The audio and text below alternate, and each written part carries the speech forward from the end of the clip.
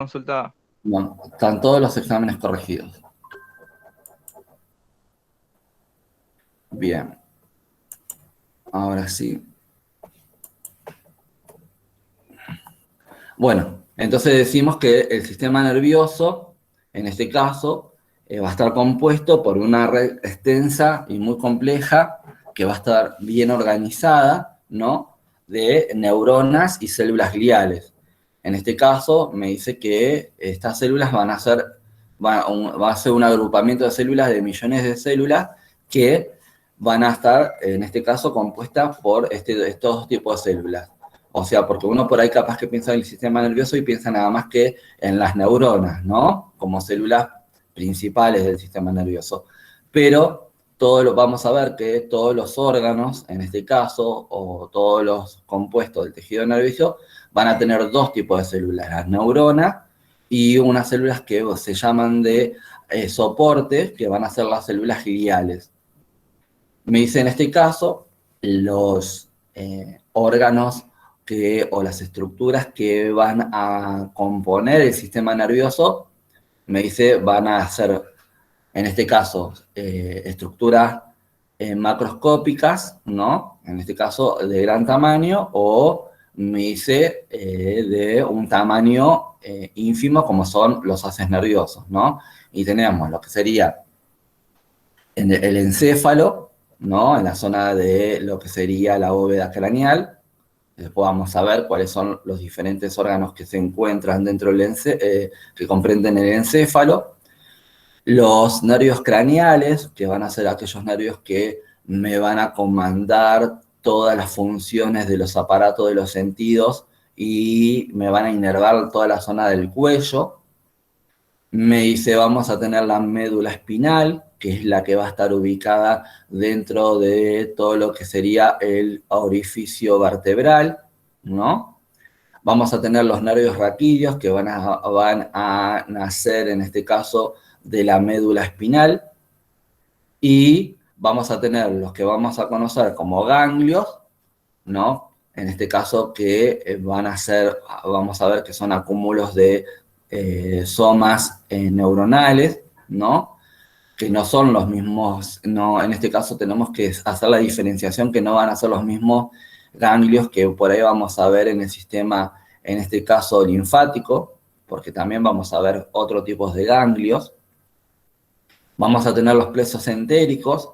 Los plexos entéricos van a ser una serie de ramificaciones de nervios que van a, en este caso, comandar y regular la función de todo lo que sería la musculatura lisa del aparato digestivo, ¿no?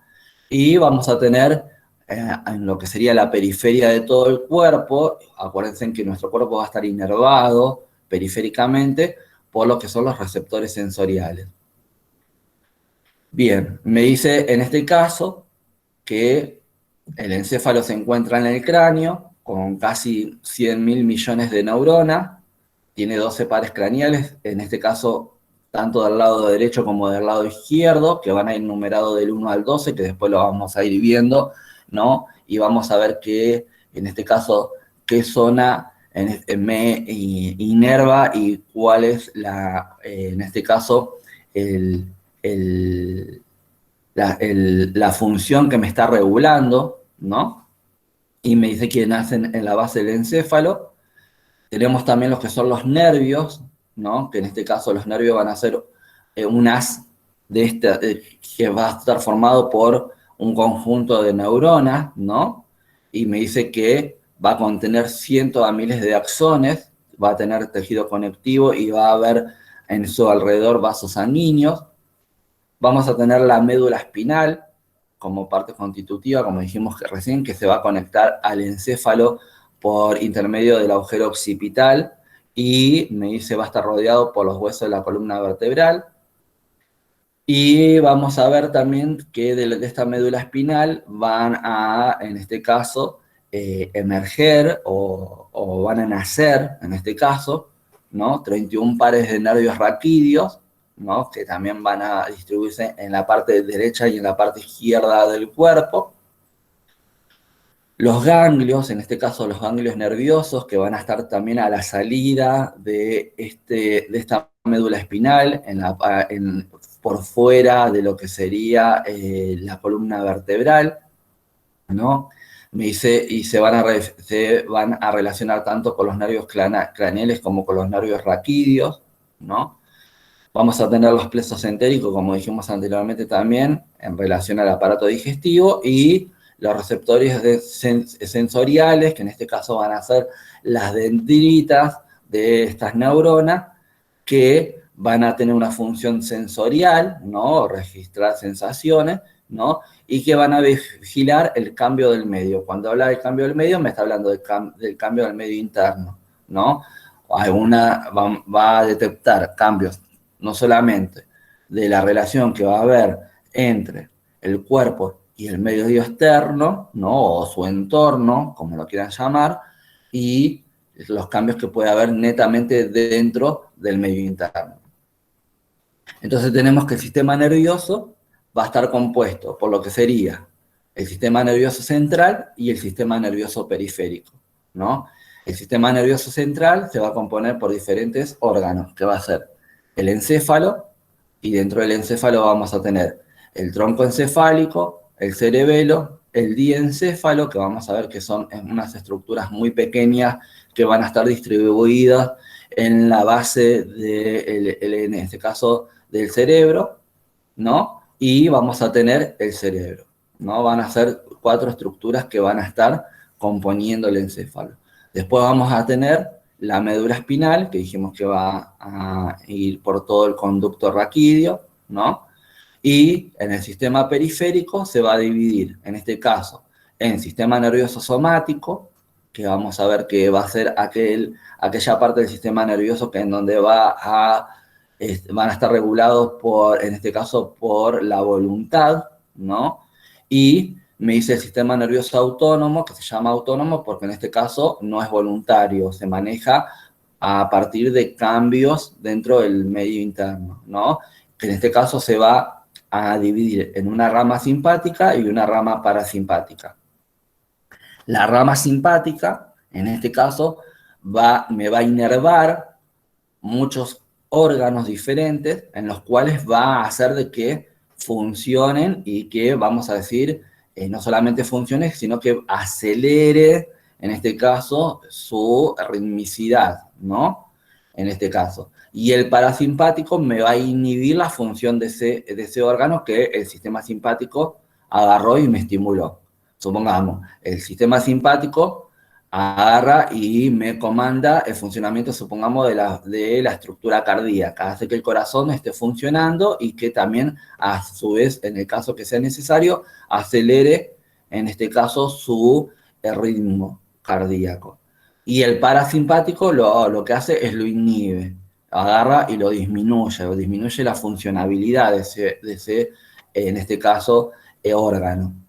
Me dice, el sistema parasimpático mayormente, me dice, se relaciona con la zona de descanso del organismo, ¿no? El que tiende a agarrar y disminuir todas las funciones vitales para nosotros poder descansar y poder, en este caso, recuperar fuerzas y energía. Y después tenemos otros elementos, ¿no? En lo que sería el sistema nervioso periférico, que son nervios y son ganglios que se encuentran fuera del sistema nervioso central, ¿no? Vamos a ver que esto van a estar, por eso está contemplado dentro de lo que se llama el sistema nervioso periférico.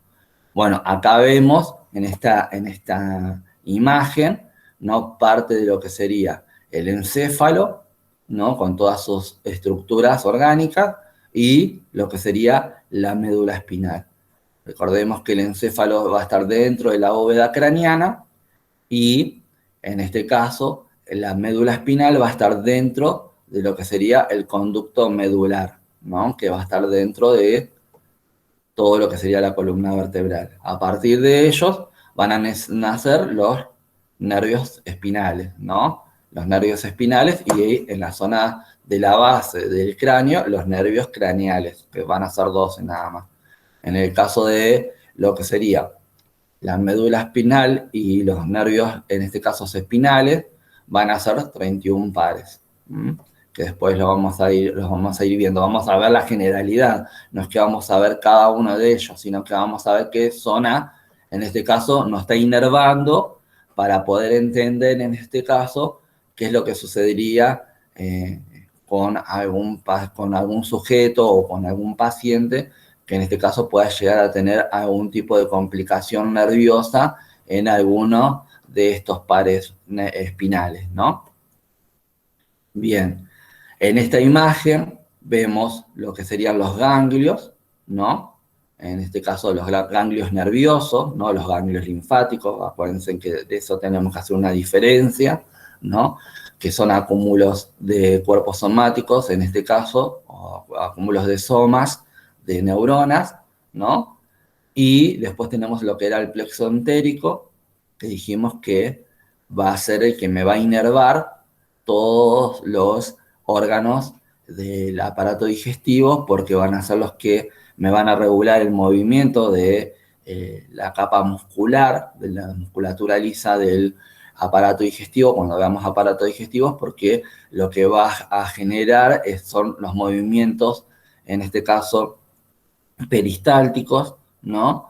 Para hacer de que progrese el alimento y vaya, en este caso, avanzando en todo lo que sería el trayecto del tracto digestivo, y después vamos a tener otros movimientos que también van a estar regulados por el sistema entérico, por el sistema nervioso entérico, que van a ser los movimientos segmentarios para hacer de que el alimento tenga mayor contacto con las vellosidades intestinales y que puedan absorberse de manera adecuada. ¿Viste cuáles son las funciones del sistema nervioso?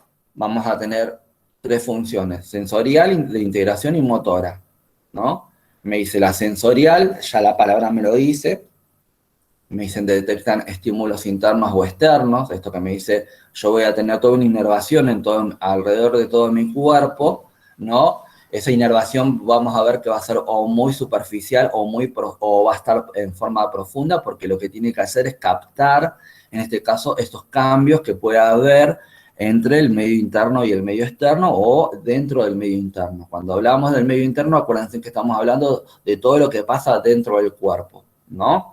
¿Qué puede llegar a pasar dentro del cuerpo? Supongamos que haya un desequilibrio del agua, puede haber un desequilibrio de algún ion, que puede ser el sodio, el potasio, el magnesio, me dice del calcio, puede llegar a ser que haya un desequilibrio, en este caso a nivel del volumen de la sangre, puede haber un desequilibrio a nivel de la glucosa, entonces puede haber un proceso inflamatorio por la invasión de algún cuerpo extraño, o porque ha habido un traumatismo, por una lesión, o porque el cuerpo haya sido invadido por algún tipo de microorganismo, en donde vamos a ver que va a haber una respuesta del sistema inmunitario que va a ser el proceso inflamatorio, ¿no? Con la consecuencia de tratar de resolver esa problemática. Todo eso lo va a captar el sistema nervioso con la función sensorial, para avisarme, bueno, o estás tocando algo, o hay algo sobre tu piel, o hay un cambio dentro de tu cuerpo, ¿no? Que hay que resolver, ¿no? Me dice en este caso, las neuronas que transmiten la información al encéfalo van a ser las neuronas sensoriales o aferentes. Van a ser todos estos haces nerviosos que vienen de la periferia y suben hacia el sistema nervioso, son las ramas aferentes, ¿no? Me dice, después tenemos los que son las interneuronas. Las interneuronas vamos a ver que son las que cumplen la función de integración, me dice. Y como la palabra me dice integración, me está diciendo que integra la información sensorial, la analiza, la almacena, ¿no? Y para que después haya un estímulo adecuado. Entonces, supongamos, yo me pincho el dedo con una espina, y por las fibras aferentes va a venir toda, en milésimas de segunda, toda esa información hasta la interneurona. Las interneuronas van a estar ubicadas dentro de la médula espinal. Y esa información va a viajar hasta el sistema, hasta el encéfalo, en forma inmediata, para ser procesada y ver qué respuesta va a, en este caso, se va a tener que realizar. Me dice, y después voy a tener un filamento motor, ¿no? O una neurona, en este caso, motora o eferente, que es la que va a bajar, ¿no? La información desde la médula espinal también hasta, en este caso, la zona periférica, que es la que me va, en este caso, dar la respuesta. ¿Cuál sería la respuesta? Si yo me pincho el dedo con una espina, es sacar mi mano de esa espina, ¿no? De esa zona donde están las espinas. Si yo apoyo mi mano sobre una zona caliente, mi respuesta motora va a ser retirar la mano, porque me estoy quemando, ¿no? Entonces, fíjense que eso pasa en cuestiones de milésimas de segundo. La información viaja tan rápido, que en milésimas de segundo yo me estoy tocando, estoy teniendo una sensación de lo que me está pasando a nivel periférico, el sistema nervioso lo integra, lo relaciona, ¿no? Y lo procesa y agarra y en este caso lo que hace es enviar una respuesta motora. La respuesta motora en este caso sería un estímulo nervioso, ¿no? Un potencial de acción que lo que va a hacer es estimular el músculo para que el músculo se contraiga y que me saque la mano de esa zona. Supongamos que dentro de lo que sería el medio interno, agarra y hay un cambio sustancial porque hay un aumento de la glucosa en sangre, ¿no? Por la ingesta, en este caso elevada, de hidrato de carbono. Bueno, nosotros por la ingesta incorporamos los alimentos, estamos incorporando muchos hidratos de carbono y hay una elevación de la glucosa. Eso lo detecta el sistema nervioso, ¿no? Manda la información a la interneurona la lleva a lo que sería el encéfalo, la procesa, la integra, ¿no? Trata de reflexionar, en este caso, de cuál sería la acción correspondiente y manda una respuesta, ¿no? Hacia lo que sería el sistema endocrino. El sistema endocrino, ¿por qué? Porque va a ir hacia lo que sería el páncreas. Después vieron que cuando vimos, en este caso, tejido epitelial, que vimos sistema glandular, vimos de que había glándulas que tenían función endocrina o exócrina, ¿no? En este caso, o podían ser combinadas. En este caso, el páncreas es un órgano glandular grande, ¿no? De gran tamaño, que tiene las dos funciones, endócrinas y exócrinas. Dentro de la función endocrina, me estaría liberando hacia el torrente sanguíneo lo que sería la insulina, ¿no? Y la insulina va a ser, en este caso, el páncreas va a liberar insulina por medio de la respuesta, en este caso, que liberó el sistema nervioso central, ¿no? Después de haber integrado la información. Entonces, el páncreas empieza a liberar insulina y la insulina va a la sangre y va a las células para tratar de integrar esas moléculas de glucosa adentro de la célula. Va a actuar, como dijimos, como un mediador químico. Bien, todas esas son las funciones que tiene el sistema nervioso, sensorial, de integración y motora. Entonces me dice, si tenemos que hacer un mapa conceptual del sistema de la función del sistema nervioso, decimos que se dividía en tres: sensitiva, integradora y motora. Dentro de la sensitiva tenemos una división interna y una externa, ¿no? En la interna es cuando, vamos a decir, se estimula la producción de secreciones glandulares y la regulación de los órganos. Esto que me dice, bueno, supongamos que yo tengo que agarrar y voy a hacer algún tipo de ejercicio o deporte, voy a tener un incremento del consumo basal de oxígeno, entonces ese aparato cardiovascular y ese aparato respiratorio tienen que incrementar su funcionabilidad, ¿no? Entonces me dice, por eso, está percibiendo de que me faltan en este caso moléculas de oxígeno y después la parte motora me va a estimular, ¿no? El funcionamiento, que se incremente el funcionamiento tanto del aparato respiratorio como del aparato cardiovascular. Dentro de la sensitiva externa, me dice produce sensaciones de acuerdo a los olores, los colores, la temperatura, etc. O sea, va a tener una interrelación con el medio externo.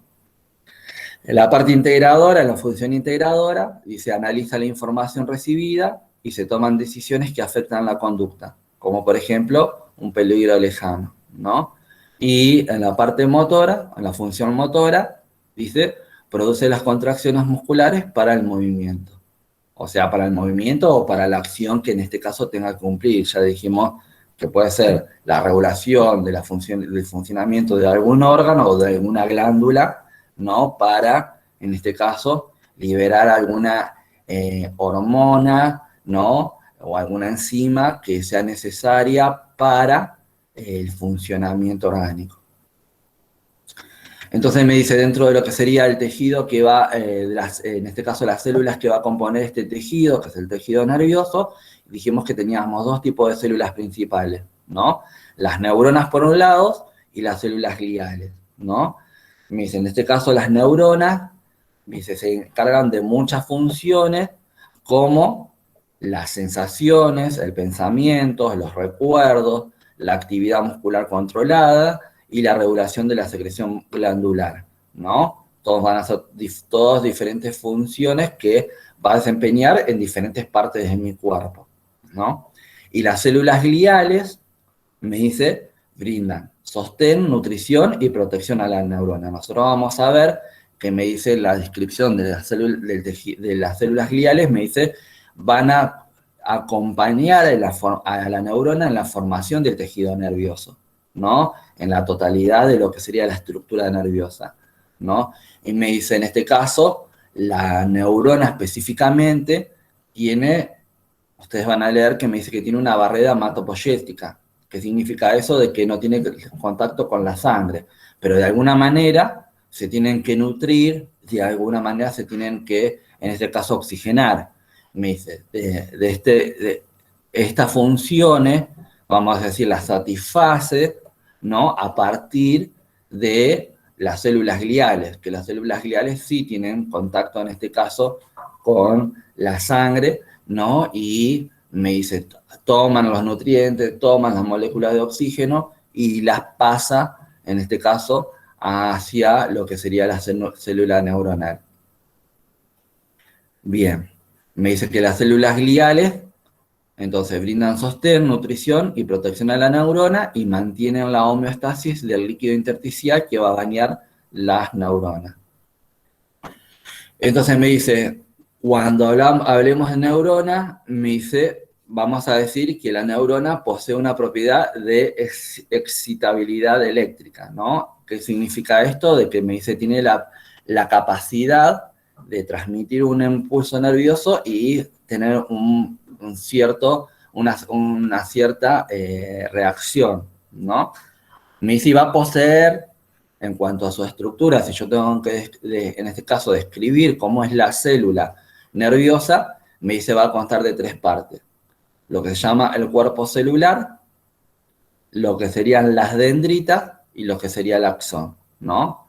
Entonces tenemos el cuerpo celular, ¿no? Las dendritas, que las dendritas vamos a ver que cumplen la función de recepción del estímulo que viene de la otra neurona o del medio externo, ¿no? O del medio interno. Vamos a tener un axón, ¿no? Y que va a ser, en este caso, el que va a terminar, ¿no? Es que va a generar, en este caso, el proceso de conducción de este estímulo eléctrico, ¿no? Bien, entonces me dice, dentro del cuerpo celular, como cualquier otra célula, va a contener un núcleo, ese núcleo va a estar rodeado de citoplasma, va a tener algunos orgánulos típicos, como me dice los lisosomas, la mitocondria, el aparato de Golgi, el retículo endoplásmico rugoso, que en este caso se va a llamar cuerpo de Nissl, en este caso, que sintetizan proteínas para reponer los componentes celulares. Voy a tener un citoesqueleto, ¿no? Y ese citoesqueleto va a estar comprendido por, me dice, neurofibrillas y microtúbulos, ¿no? Todo eso lo vamos a encontrar en lo que sería el cuerpo celular, ¿no? Dentro de todo lo que sería la estructura del soma o del cuerpo celular de la neurona.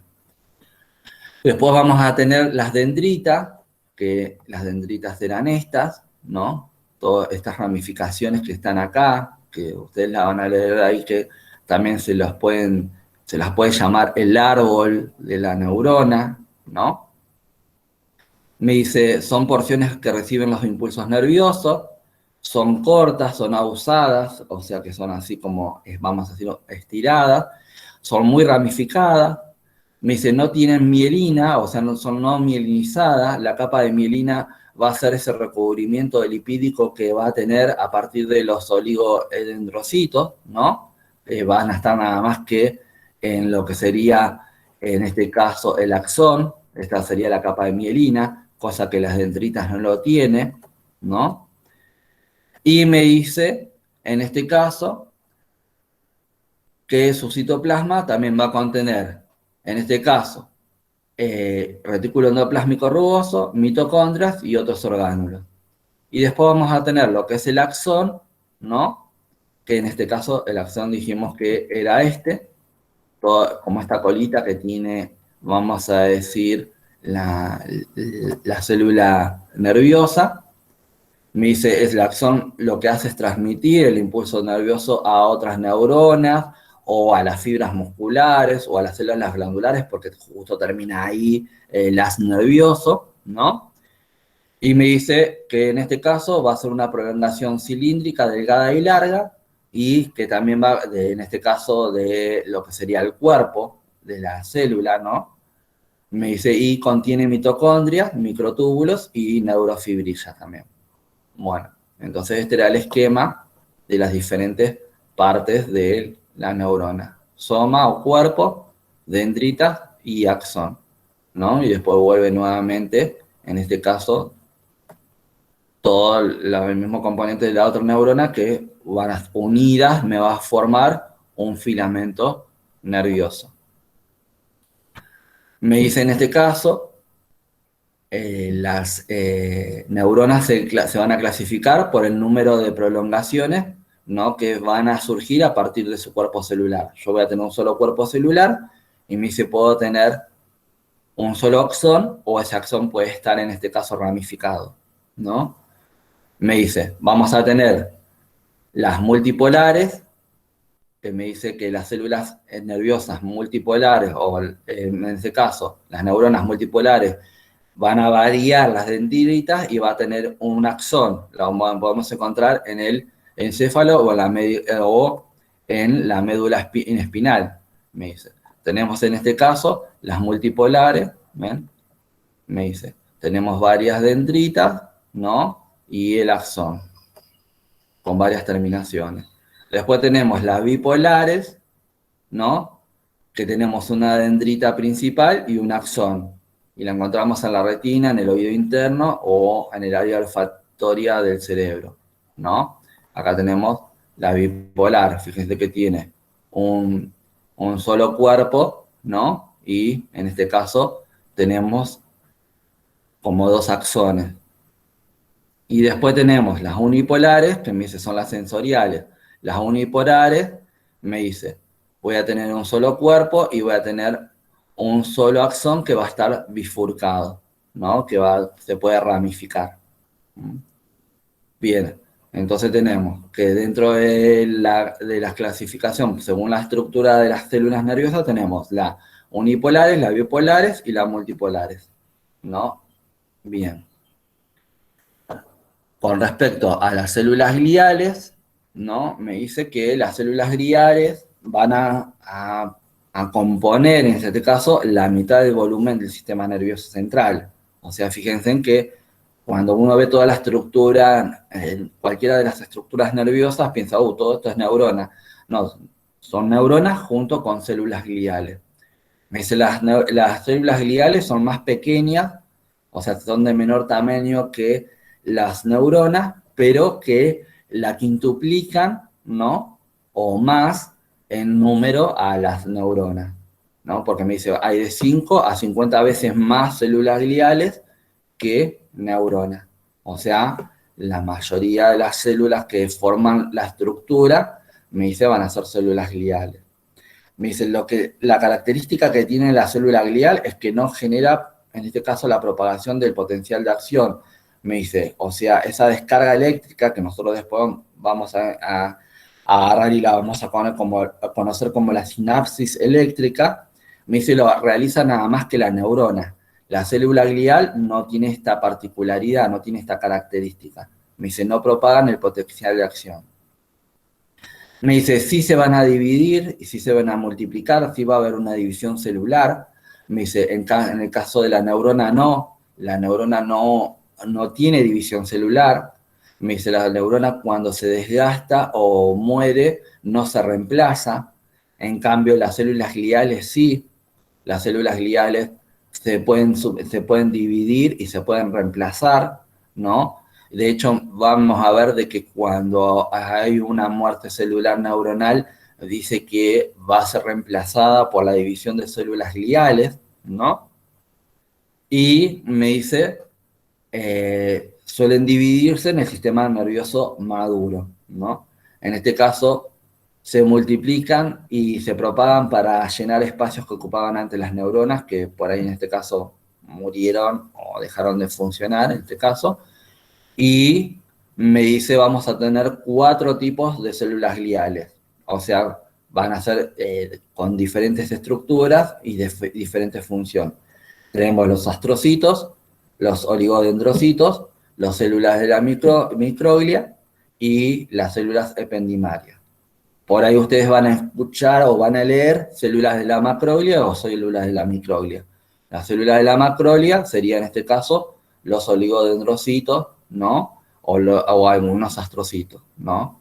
Van a ver de qué, ¿por qué? Porque son más grandes, su estructura es más grande o es superior a los de la microglia. Bueno, esta sería la característica de una célula glial, ¿no? Es como que tiene muchísimas ramificaciones, ¿no? Tiene un solo cuerpo celular, pero con muchísimas ramificaciones, ¿no?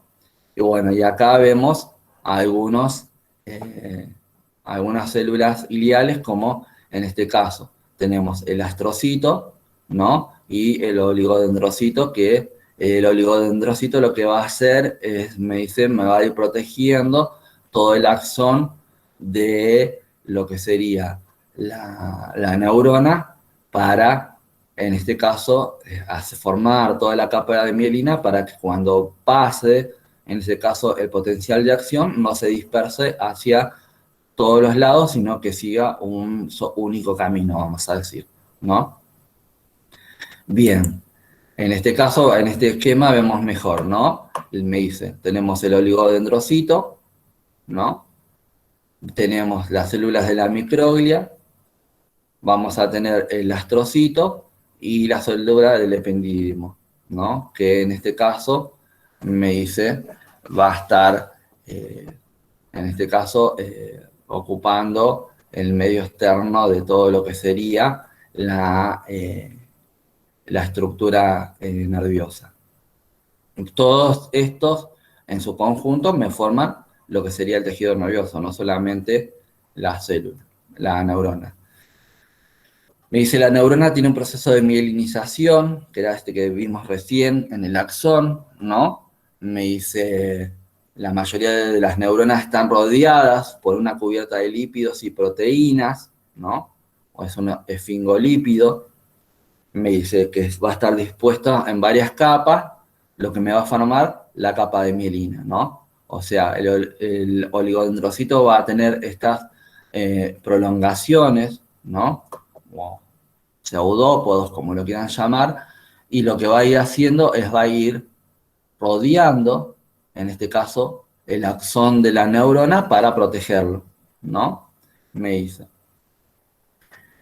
Esta capa de mielina aísla eléctricamente el axón y me va a aumentar la velocidad de la conducción del impulso nervioso, ¿no? Y me dice, hay 2 tipos de células gliales que producen, en este caso, la mielinización de en este caso, de las neuronas. Dice, tenemos las células de Schwann en el sistema nervioso periférico y los oligodendrocitos en el sistema nervioso central. Es todo de información, ¿no? En este caso, me dice que emite aproximadamente 15 prolongaciones que van a ser anchas y planas, ¿no? Formando la capa de mielina en forma espiral. Fíjense en este esquema, me va mostrando cómo va rodeando y cómo va, en este caso, rodeando y protegiendo el axón. Fíjense que me dice, son planas y son anchas las prolongaciones, ¿no? Y agarran y lo que hacen es rodear el axón. Después, esto de que la célula tenga capa de que el axón tenga capa de mielina o no, me va a llevar a la diferenciación entre lo que es la sustancia gris y la sustancia blanca. Nosotros vamos a ver, de dentro de lo que es tanto la médula espinal como, en este caso, el cerebro, ¿no? O algunos, o los diferentes órganos de lo que sería el encéfalo, vamos a tener dos gamas de colores, ¿no? Me dice una gama gris y una gama blanca. Y me dice que van a estar dispuestas de diferentes maneras, ¿no? Entonces me dice, yo lo que tengo que identificar que la zona blanca va a estar compuesta por todos los que son los axones de la neurona. Me dice, y le da esa característica de color blanco, en este caso, que la banda de mielina que se formó alrededor del axón. Y después vamos a tener toda una zona gris, ¿no? Que es la zona, en este caso, de la corteza del cerebro, que va a estar compuesta por los cuerpos o los somas de la neurona, ¿no? Entonces tenemos axones y tenemos neuronas, en este caso soma, perdón, y tenemos soma. En el caso de la médula espinal cambia, ¿no? Cambia en este caso el posicionamiento y vamos a tener que los cuerpos celulares van a estar, vamos a decir, en la zona medular y en la zona, en este caso, periférica o de la corteza también, si queramos, lo queremos llamar de esa manera, de la médula espinal, vamos a tener, en este caso, la zona de los axones, ¿no? La zona de esa zona de la neurona que va a estar con capa con esta banda de mielina. Bien, entonces me dice, la sustancia blanca consiste en un conjunto de prolongaciones mielinizadas de muchas neuronas y es de color blanco, ¿no? Por la mielina que va a conferir su nombre. La sustancia gris contiene cuerpos celulares, dendritas, axones amielínicos, o sea, aquellos axones que no tienen capa de mielina, terminales axónicas y células gliales. Me dice, su color se debe a la ausencia de la mielina. Me dice, ambos poseen vasos sanguíneos y en la médula espinal la sustancia blanca rodea la gris, formando una mariposa o una letra H, que sería esta, que tiene la forma como una mariposa o una letra H, mientras que en el encéfalo, y en el cerebro o en el cerebelo, es al revés. La sustancia blanca va a estar, vamos a decir, en la médula del órgano, y la sustancia gris va a estar en la zona de la corteza del órgano. Bien, entonces para esto lo que tiene que quedar en claro es que la sustancia blanca son axones mielinizados y sustancia gris son, en este caso, cuerpos o somas neuronales y dendritas, y algunos axones que no están mielinizados. Me dice, en este caso, ¿cómo se va a realizar la transmisión de los impulsos? Me dice a través de un proceso que nosotros vamos a denominar sinapsis, ¿no? Me dice, en este caso, la sinapsis o el potencial de acción que se va a generar, me dice, es fundamental para mantener la homeostasis, para mantener el equilibrio. ¿Se acuerdan que dijimos? Bueno, cuando hay un desequilibrio, en este caso de los líquidos, de los iones, de la glucosa, de alguna hormona o del funcionamiento de un órgano, se trata de compensar mediante la estimulación, ¿no? Para mantener el equilibrio, ¿no? Entonces me dice, la sinapsis lo que hace es mantener la homeostasis, ¿no? que me dice, y me va a permitir filtrar e integrar la información. Me dice, vamos a tener, en este caso, dos tipos de sinapsis, ¿no?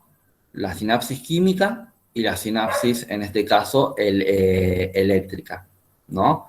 Me dice, y en lo que sería cada célula neuronal vamos a tener una zona presináptica y una zona postsináptica. O sea, que va a estar dado por el contacto. Yo tengo una neurona y tengo otra, ¿no? Yo voy a tener, en este caso, que se conectan. En este caso, están una al lado de la otra. La que me está liberando el estímulo, que es de donde viene el estímulo, se va a llamar neurona presináptica. La que me va a recibir el estímulo, que es a donde va a pasar el estímulo, se va a llamar postsináptica.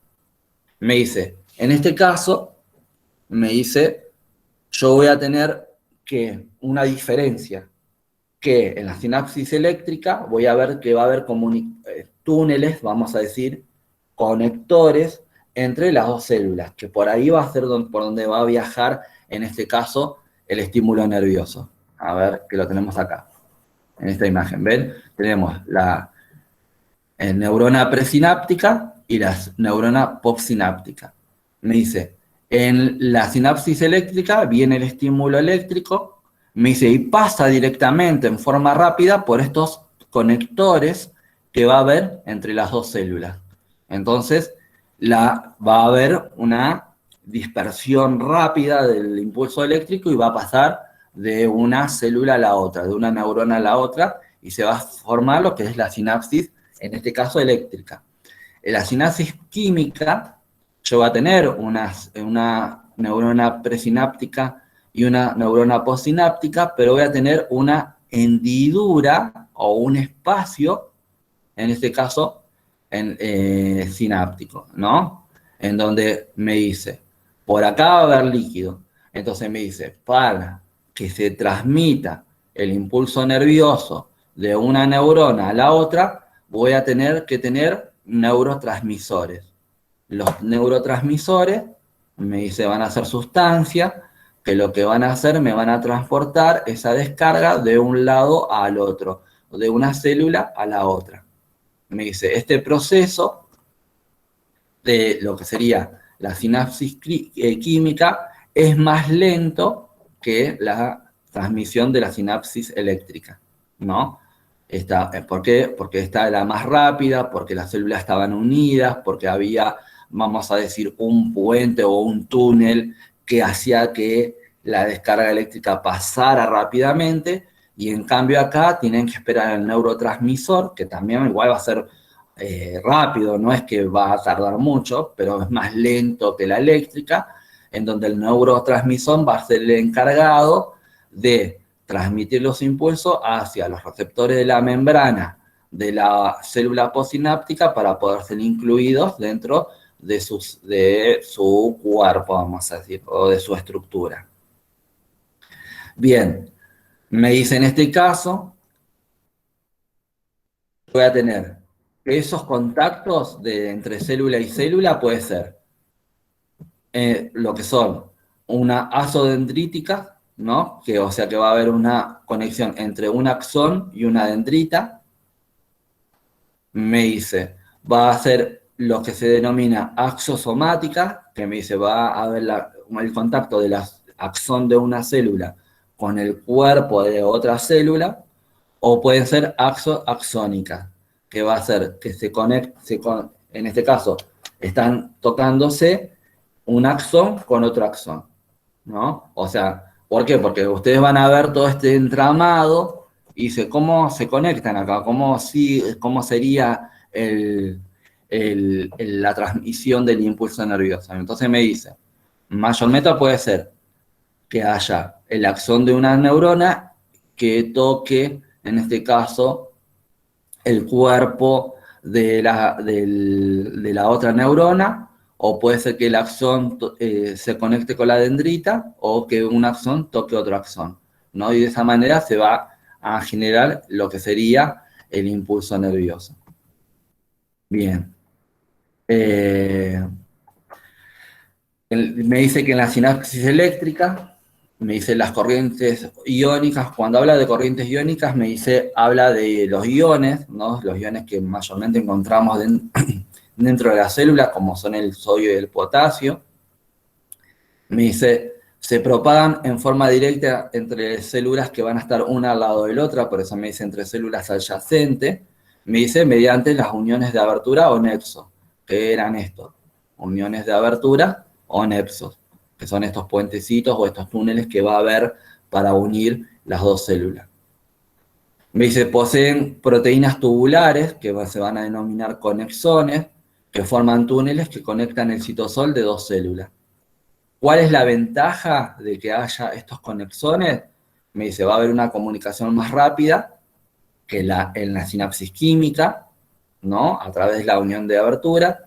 Va a haber sincronización, me dice, de actividad de varias neuronas o fibras musculares, lo que me va a favorecer la contracción muscular sincronizada, y puede haber una transmisión bidireccional que se va a dar solamente en la sinapsis eléctrica. O sea, me dice, puede haber una transmisión bidireccional de una a la otra, ¿no? En cambio acá, en la química, va a ser unidireccional, solamente va a ir de la presináptica a la postsináptica. No, me dice por qué el mediador químico el neurotransmisor, lo que va a hacer, va a ir de lo que sería la porción presináptica, ¿no? Hacia perdón, sí, de la presináptica a la porción postsináptica.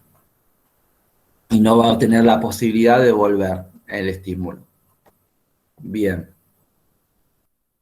Fíjense en este esquema de que móvil no conseguí, del eléctrico no conseguí en ningún lado. Lo busqué, pero no había. Pero fíjense en este esquema móvil de lo que sería el estímulo de la sinapsis química, ¿no? En donde tenemos, en este caso, la neurona presináptica y la postsináptica. Y entonces tenemos la hendidura, en este caso sináptica, en donde me dice la célula presináptica, me dice a través de los neurotransmisores, van a ser liberadas ese estímulo eléctrico, y en la superficie, la membrana plasmática de la neurona postsináptica, va a haber receptores de la membrana que van a captar esos neurotransmisores y los van a incorporar adentro de su cuerpo, ¿no? O dentro de su estructura, para que siga, en este caso, viajando ese estímulo eléctrico. Bueno, y acá me explica todo lo mismo que dijimos recién, ¿no?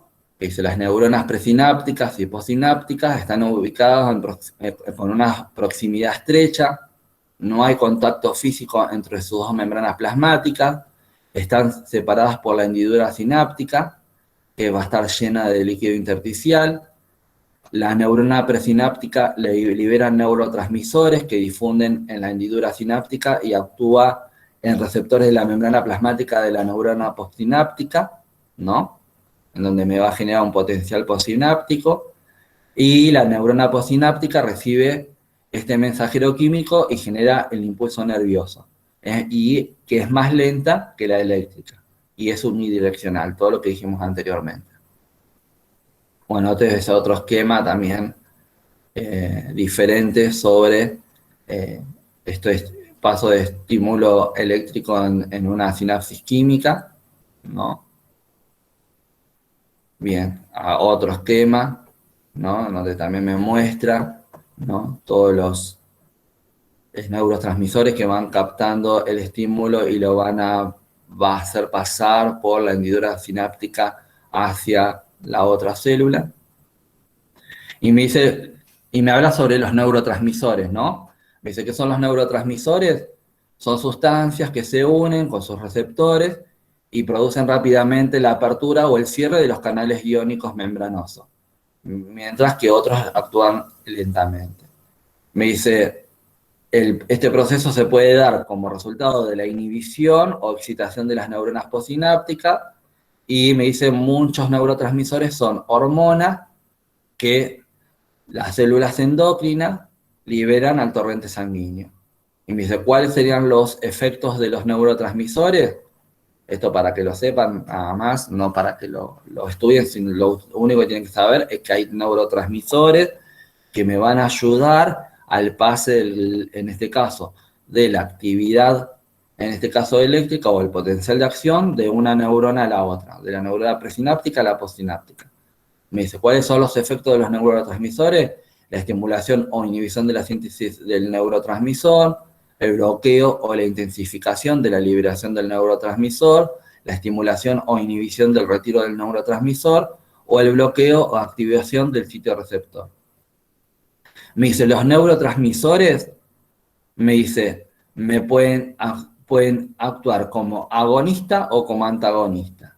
Me dice, ¿qué sería actuar como agonista? Me dice que en este caso me aumenta o me incrementa la transmisión sináptica, ¿no? En este caso, podría llegar a ser en el caso de que yo tenga que cumplir con algún efecto rápido, ¿no? Como esto que decíamos, bueno, liberar insulina de parte del páncreas, ¿no? Entonces tengan que llegar la información hasta el páncreas para que el páncreas empiece a liberarla, ¿no? Y un antagonista dice que me disminuye o me bloquea la acción del neurotransmisor. O sea, lo que hace es que no haya pasaje, en este caso, o disminuya el pasaje del potencial de acción de una célula a la otra.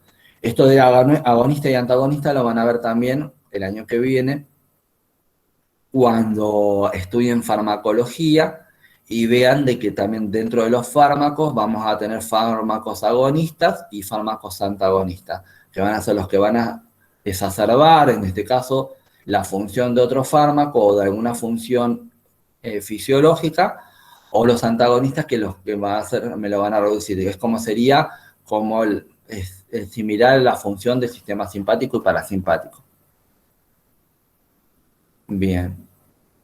Bueno, ahí me muestra en este esquema el neurotransmisor, ¿no? Que me va a captar el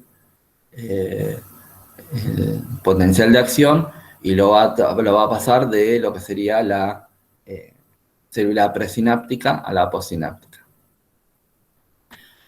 Bien, y me dice en este caso que el sistema nervioso, me dice, va a presentar plasticidad, que dice es la capacidad de cambiar en base a la experiencia, ¿no? O sea que se va a readecuar según la actividad que se vaya a desarrollar. Vieron que dice, bueno, vamos a ver, cuando un paciente tiene algún problema neurológico, hay que agarrar y estimularlo para que después esa acción el sistema nervioso se la tome como propia y pueda agarrar y pueda seguir desarrollándolo en forma autónoma, ¿no? Y me dicen, en el sistema nervioso central ocurren modificaciones como la formación de nuevas dendritas, síntesis de nuevas proteínas y cambios en la sinapsis con otras neuronas, pero en el sistema nervioso periférico me dice, el daño de las dendritas y los axones mielínicos es reparable si el cuerpo celular permanece íntegro, ¿no? Y si las células de Schwann producen mielina, van a, en este caso, van a continuar activas, ¿no? Y después tenemos el concepto de neurogénesis, que me dice que es el nacimiento de nuevas células, en este caso de nuevas neuronas, y me dice, pero que no es efectivo en el ser humano. Esto médula espinal lo vamos a ver la clase que viene porque ustedes lo tienen que leer esta semana. Bueno, de lo que vimos ahora, de las generalidades que vimos ahora, que ustedes lo leyeron seguramente en el transcurso de la semana. ¿Tienen alguna pregunta en cuanto a lo que vimos? De las generalidades. ¿Alguien quiere preguntar algo? Disculpe, profesor, yo quería consultarle no sobre la clase, sino sobre el examen, de que me fijé y no me llegó ningún mail ni al campus ni al Gmail. Igual eso no importa, me quedo tranquilo, porque también me aparece sin corregir en el Voy campus. a corroborar. Lo voy a Em, corroborar, quédense tranquilo. Gracias, profesor. ¿Alguna preguntita con respecto a la primera parte del sistema nervioso? ¿No? Bueno, recuerden, ahora ustedes van a ver todo lo que es médula espinal. Profe, le hago una Sí, consulta. sí, Usted Cintia. cuando dice interneuronas, Sí. ¿no? Me quedó eso dando vuelta. Es como si fuera el transporte, ¿no? Hacia el sistema central.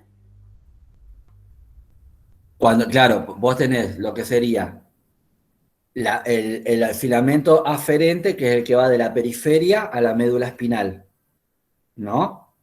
Y dentro de la médula espinal vas a tener más tejido, en este caso, diferentes tipos de neuronas que van a estar ahí, vamos a decir, en forma acumulada.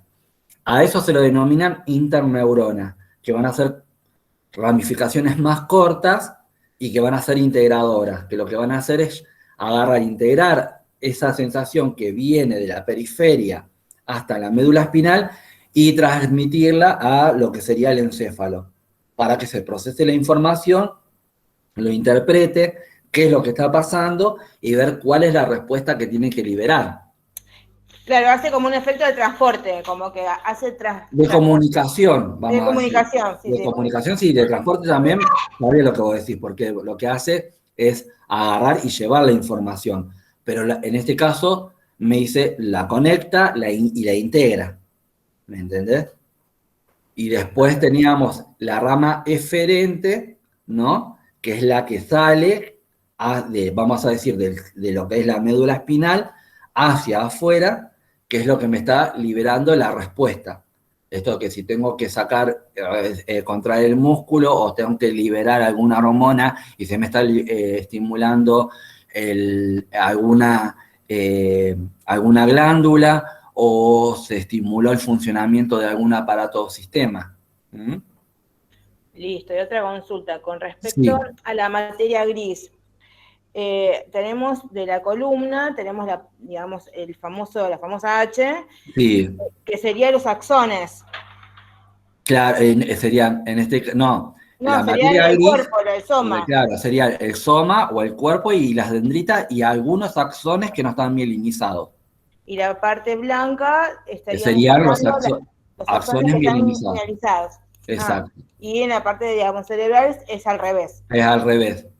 Ustedes van a ver cuando estudien, en este caso, todo lo que habla de todo lo que sería la zona del puente de Barolio, van a ver de que ahí empieza vamos a decir, como a entrelazarse las fibras nerviosas, cambiar de posición, ¿no? Y vamos a ver de que también voy a tener que, supongamos, esta particularidad que el hemisferio derecho del cerebro me va a comandar toda la parte izquierda del cuerpo y el hemisferio izquierdo me va a comandar todas las funciones de la zona derecha de mi cuerpo. O sea, van a estar al revés. ¿Por qué?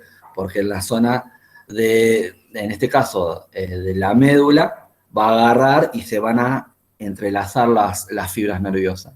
Y ahí es cuando cambian de posición. Por eso vamos a ver de que vamos a tener la sustancia blanca en la zona medular, tomamos del cerebro, y la sustancia gris va a estar en la zona de la corteza. Bien, ¿alguna preguntita más? Profe, yo estuve mirando el video que mandaste del sistema nervioso Sí. y viste que da como 7 puntos del sistema. Está la parte de embriológico. ¿Eso Sí. lo va a dar también? No, la parte embriológica no. Igual Igual anoté sí. y bueno, no sabía, Sí. como no lo nombraste, no sabía. No. Es muy cortito lo que explica ahí. Claro, por eso les decía, vamos a ver las generalidades, no vamos a entrar en muchos detalles. Por eso, supongamos, en la clase de hoy les punteé, ¿no?, cuáles serían los temas que tendrían que leer para que después no se pongan a leer todo lo que serían los diferentes plexos y todo lo demás, porque en realidad el que lo quiera leer, bienvenido sea, porque los va a llenar más de conceptos y van a aprender más. Pero en realidad lo que nosotros tenemos que ver es las generalidades de esos puntos. Bueno, gracias. No, por favor. Profe, le hago otra consulta, nada que ver con la Sí. clase de hoy. Con respecto a las notas, nosotros hicimos dos parciales. Sí. Con respecto al final, ¿en qué influyen esas notas? Porque tenemos, como no se Ahora, promociona, sí, damos un examen final, pero los que sí. tenemos aprobados los parciales, ¿en qué influye la nota final? Bueno, te explico. Ahora, con las dos notas que yo tengo de los parciales de ustedes, saco en este caso, una nota proporcional, vamos a decir, ¿no? En este caso, para calificar tu regularidad en el cuatrimestre, lo que te sirve al aprobar los parciales es para mantener la regularidad en el cuatrimestre. Si vos no estás regular, no podrías seguir cursando, ¿me entendés? Entonces, serían, en este caso, para regularizar el cuatrimestre. Y después, en el final, las notas de los parciales no te van a servir porque vos tenés que, en el final, volver a dar todos los temas que ya diste con los parciales. Listo, muchas gracias, profe. No, por favor. Bueno, ahí tenemos una criaturita que a ver si va a preguntar algo. ¿Aprendió más que el papá? No, bueno. Bueno, chicos, entonces si no tienen ninguna pregunta más, recuerden, les deseo a todos los que no voy a volver a ver hasta dentro de un mes unas feliz vacaciones de invierno, que descansen, estudien. Fíjense que cuando volvamos vamos a seguir con el sistema nervioso, con la clase que ahora que publiqué, y vamos a seguir avanzando porque son 4 clases de sistema nervioso. Y bueno, nada, nos estamos viendo a la mitad de agosto. Así que yo ahora en un ratito les subo y les comparto esta clase que está grabada, ¿sí? Profe, Sí. entonces Bueno, la semana que viene subiste el parcial y también es con Y las tiempo, como notas. lo que... Sí, les voy a subir a todos las notas para que sepan cuál es la nota que le quedó en el cuatrimestre. Que ustedes ya saben, según la nota que se sacaron, sacan el promedio y van a agarrar y van a saber. Pero se las voy a subir formalmente para que ustedes sepan qué nota les pasé en el cuatrimestre. Y los únicos que van a tener que hacer el recuperatorio van a ser aquellas personas que o faltaron en el parcial o que lo desaprobaron. Bueno, profe. El resto no tiene que hacer nada.